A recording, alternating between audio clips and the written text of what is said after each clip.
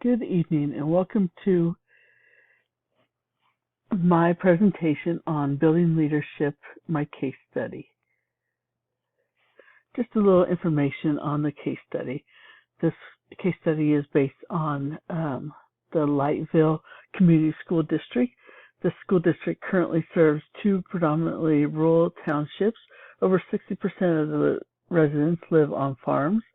The district currently has two schools. The elementary school currently serves K through 6, and a junior senior high school currently serves 7 through 12. Both schools are located on a 65-acre site 2 miles from the town of Lightville. Current enrollment is over 1,200 students, with an increase of a rate of 2% per year. When these schools were built, the community did not believe that they would need to do any expansions for at least 40 years. Some key players in this case scenario: Joe Rawlings is the superintendent and recommended to the board to retain an architectural firm to study the inadequate space problem. Susan Potter is the new middle school principal that was hired. Helen Burke is a teacher that was selected as the chair of the advisory committee, and Dan Kelby is a teacher and committee member.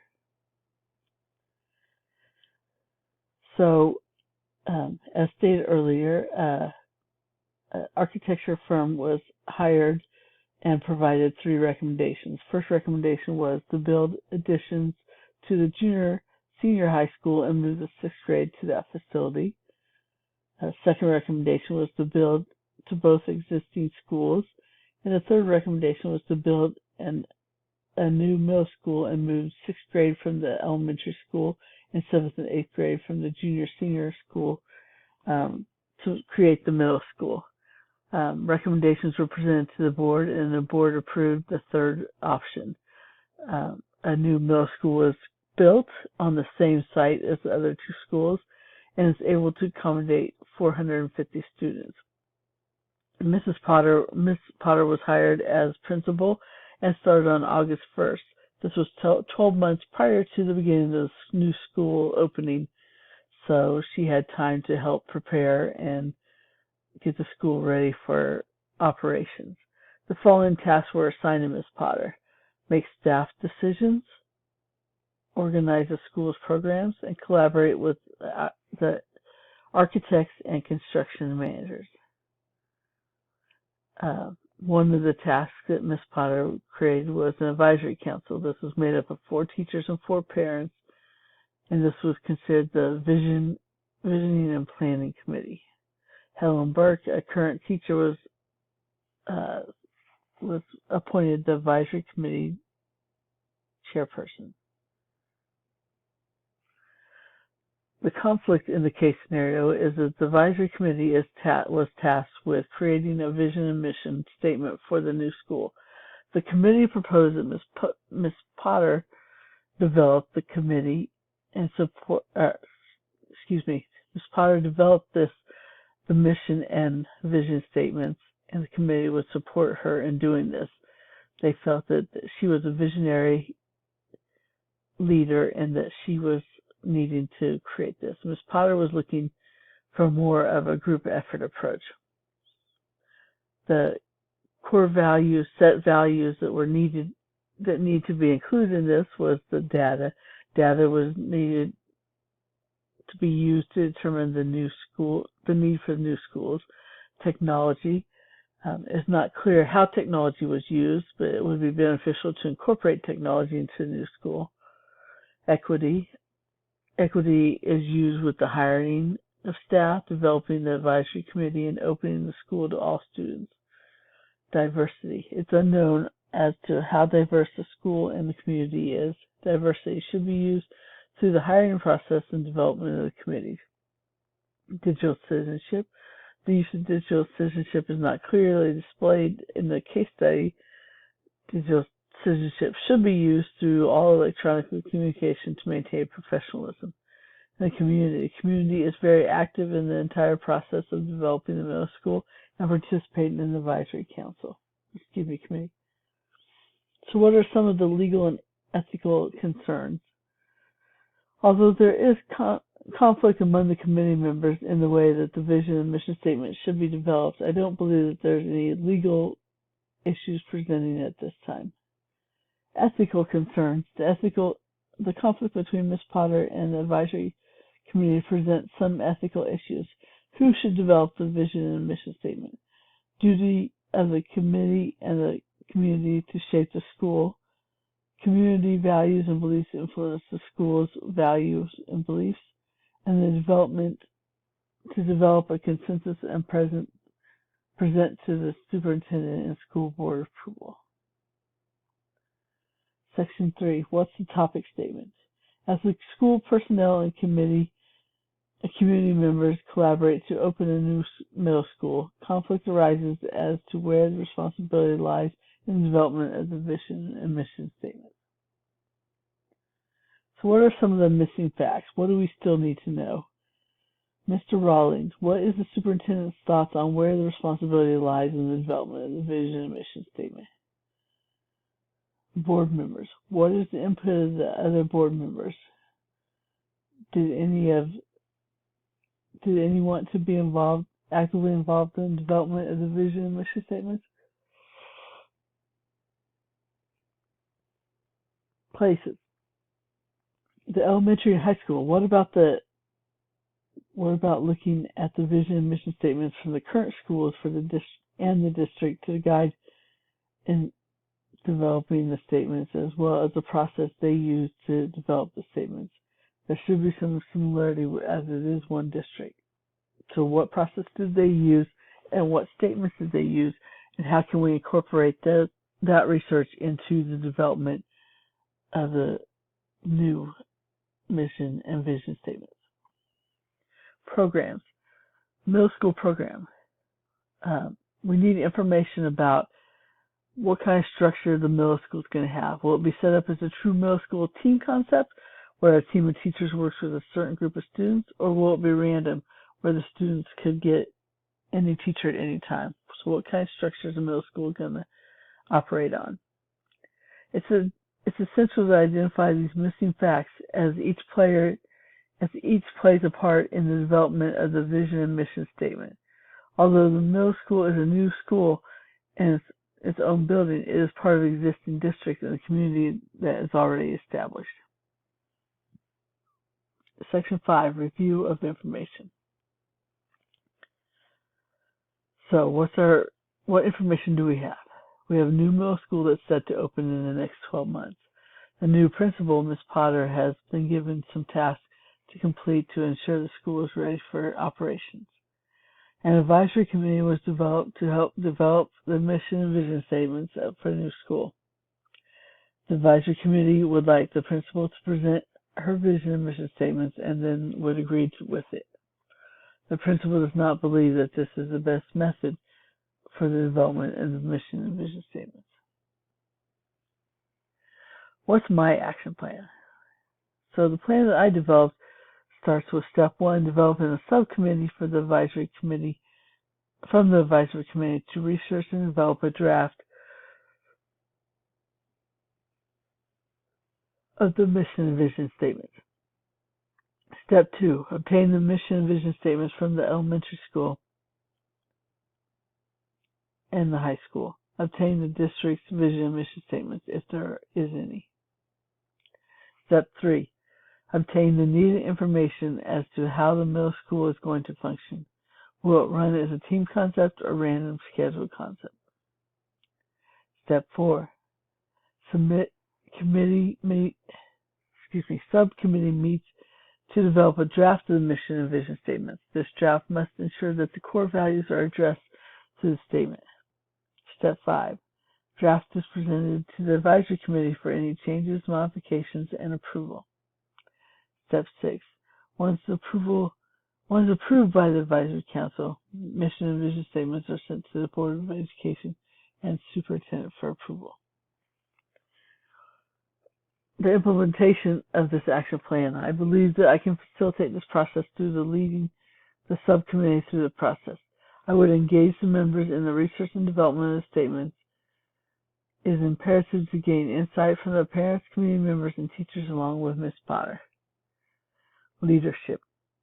I have been on multiple committees and through the development of the mission and vision statements previously.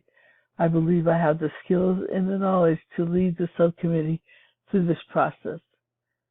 Through this class, I've gained insight into the core values as to what is needed to be addressed.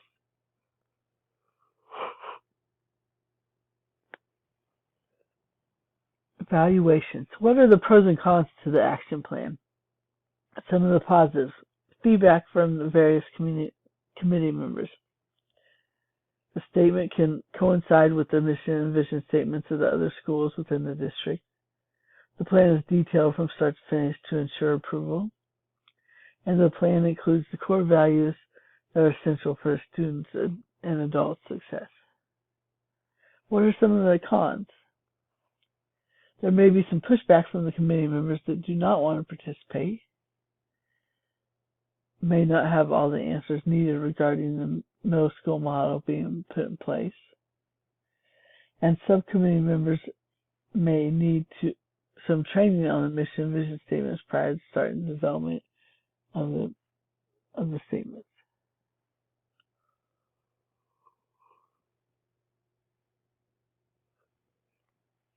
So the final action plan. Step 1. Develop a subcommittee from the advisory committee to research and develop a draft of the mission and vision statements. The subcommittee will consist of Ms. Potter, teachers, parents, community members, and high school students.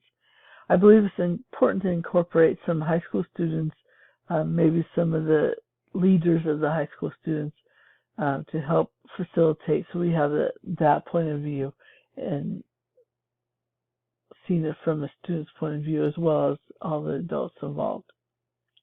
Step 2, provide training to the subcommittee members on the development of mission and vision statements. Give them some background knowledge and some knowledge about what they're going to be doing instead of just throwing them to the wolves before you get started in the process. It doesn't have to be a long training, just some background knowledge and what they need to be looking for and what they need to be doing. Step 3, obtain the mission and vision statements from the elementary and high school. Obtain the district's vision mission statements if there is any. Step 4, obtain needed information as to what model the middle school is going to be operating by. Subcommittees then will meet to develop a draft of the mission and vision statements. The draft must ensure that the core values are addressed through the statement.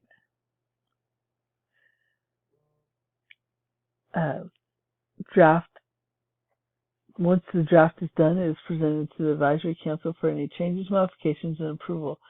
Once that approval is given, then it's sent to the mission. The mission and vision statements are sent to the Board of Education and Superintendent for approval.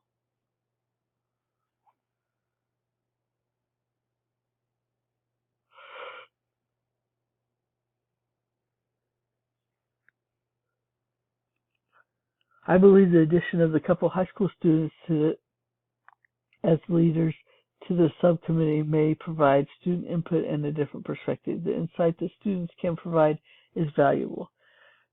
Various and diverse members of the subcommittee make it necessary to provide insight and training to the task at hand prior to development of the statements. Plan development. Through my leadership, education, and professional experience, I have the skills and ability to lead the subcommittee through the process of developing a mission and vision statement on the new middle school. Through the research and training, these statements are based on curriculum, data, and community for which the school is being created. Standard correlation. Through this case study, I was able to reflect and evaluate how to use my leadership skills, the development and action plan, to develop an action plan to lead a committee in the research and development of a mission and vision statement for the new middle school. Not only did I look at the legal and ethical aspects, but the inclusion of community members, students, teachers, and parents in the process. It is also imperative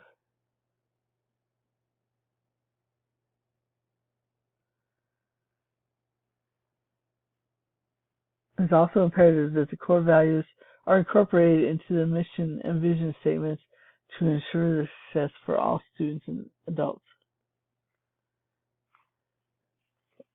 Section 9, relevant.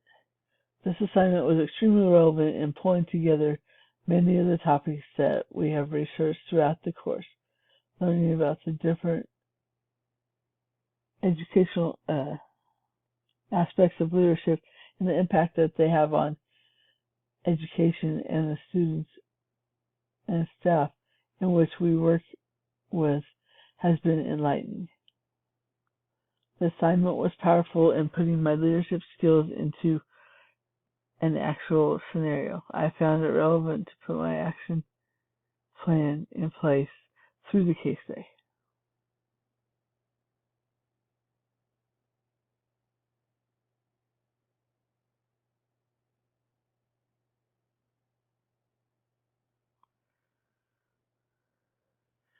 Reflection. As I reflect over the assignment of this class, there are a couple things that I will do as an administrator after having completed this case study and course. First, I will lead by example. I will build relationships with my students and staff. I will be active in seeing I will never ask someone to do something that I'm not willing to do myself. I want all students and staff to know they can come to me and be comfortable in talking with me. The second thing I will do is to ensure that my staff have the training and knowledge necessary to be an effective educator. I want them to have the knowledge needed to be successful and to follow the standards and expectations of the school. The more educated we can be, the better educators we will be. That's the end of my presentation. Thank you for your time and have a great evening.